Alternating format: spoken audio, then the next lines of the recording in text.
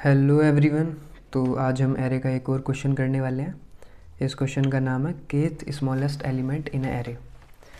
तो इस क्वेश्चन में आपको एक इनपुट एरे दिया होगा और आपको एक के की वैल्यू दी होगी। तो लेट्स सपोज़ के की वैल्यू मैं यहाँ पे अभी 3 ले लेता हूँ। तो हमको जो है इस क्वेश्चन में थर्ड स्मॉलेस्ट एलिमेंट बताना है।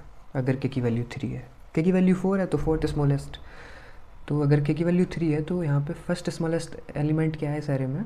3, सेकंड है मेरा 4 और थर्ड है मेरा 7। तो आउटपुट में मुझको 7 दे देना है। बस इतना सा क्वेश्चन है। तो इस क्वेश्चन में मैं क्या करूँगा कि मैं एक मिन हीप यूज़ कर लूँगा।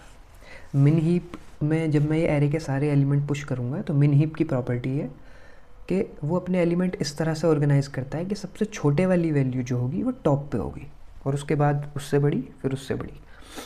तो लाइक अगर मैं आपको दिखाऊं कि अगर ये मेरा मिन हीप है,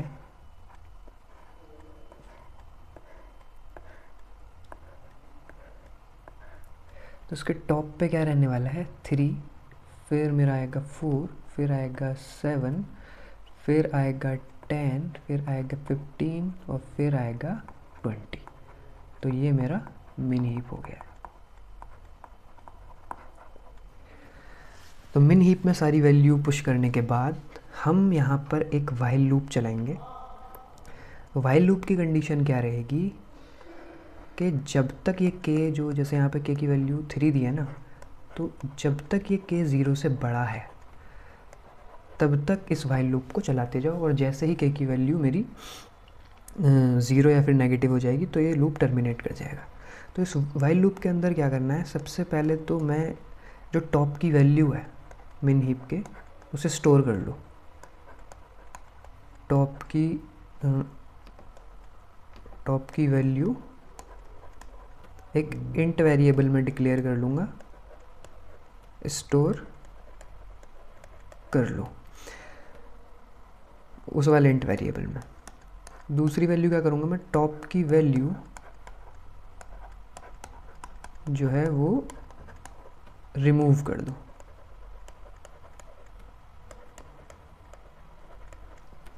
और थर्ड में क्या कर दूँगा मैं? जो के की वैल्यू है उसको के माइनस माइनस कर दूँगा। तो ऐसे में क्या होगा कि सबसे पहले मिन हीप की वैल्यू क्या है? मैं एक इंट वेरिएबल डिक्लेयर कर लूँगा। लाइक मैं यहाँ पे अगर मैं डिक्लेयर कर लेता हूँ कि इसके वाइल लूप के ऊपर करेंगे हम कि इंट आंसर नाम से मैंने ये वैल्यू डिक्लेयर कर ली और इनिशियलाइज़ करा देता हूँ मैं इसको -1 से। उससे कुछ खास फ़र्क पड़ेगा नहीं। तो पहला स्टेप क्या है मेरा? टॉप की वैल्यू स्टोर कर लो। तो मैंने आंसर में अभी फ़िलहाल 3 स्टोर कर लिया। फिर मैं क्या काम करूँगा कि दूसरा स्टेप है मेरा, हाँ, तो दूसरा स्टेप है मेरा कि टॉप की वैल्यू रिमूव कर दो। तो मैंने टॉप की वैल्यू रिमूव कर दी और फिर क्या करना है? के माइनस माइनस कर देना है। तो के अगर यहाँ पे 3 था तो के माइनस माइनस होके हो गया मेरा 2। ओके, फिर अभी के की वैल्यू क्या है? 2। तो अभी तो ये वाइल लूप वैलिड है मेरा, तो अभी तो ये चलेगा। तो फिर से टॉप की वैल्यू स्टोर कर लो। तो टॉप की वैल्यू अब स्टोर होकर 3 से यहाँ पे हट के आ जाएगा 4। फिर क्या करना है? टॉप की वैल्यू रिमूव कर दो। टॉप की वैल्यू मैंने रिमूव कर दी और के मैंने माइनस माइनस कर दिया। तो के अगर मैं माइनस माइनस करूँगा तो के हो जाएगा मेरा 1। तो के इक्वल टू 1 है, तो अभी तो वाइल लूप वैलिड है, तो वाइल लूप फिर से चलेगा। तो टॉप की वैल्यू क्या है? अभी टॉप की वैल्यू है मेरी 7 और टॉप की वैल्यू भी रिमूव भी कर देते हैं यहाँ से मिन हीप से और के कर दूंगा मैं माइनस माइनस, तो के हो जाएगा मेरा 0। तो जो के अभी 0 है और के यहाँ पे जब जाएगा वाइल लूप में तो के तो 0 से ग्रेटर होना चाहिए। तो यहाँ पे वैल्यू जो है, ये जो कंडीशन है, टर्मिनेट कर गई। तो अब जो हमारी आंसर में सबसे लास्ट वैल्यू पड़ी होगी जो कि मेरी 7 है, वो मुझे बस रिटर्न कर देनी है। तो इस तरह से मेरा आंसर जो है वो 7 आ गया। तो आप बाकी टेस्ट केसेस पे भी इसको जो है रन करके देख सकते हैं।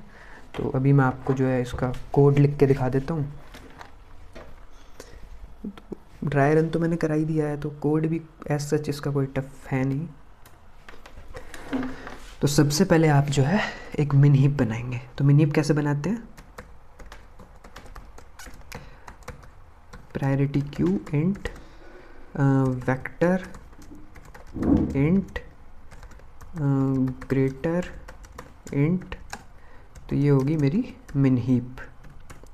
तो अब मैं सारे एलिमेंट जो होंगे यहाँ पे, मैं जो सारे एलिमेंट होंगे एरे में उनको मैं पुश कर दूंगा अपने मिन हीप में।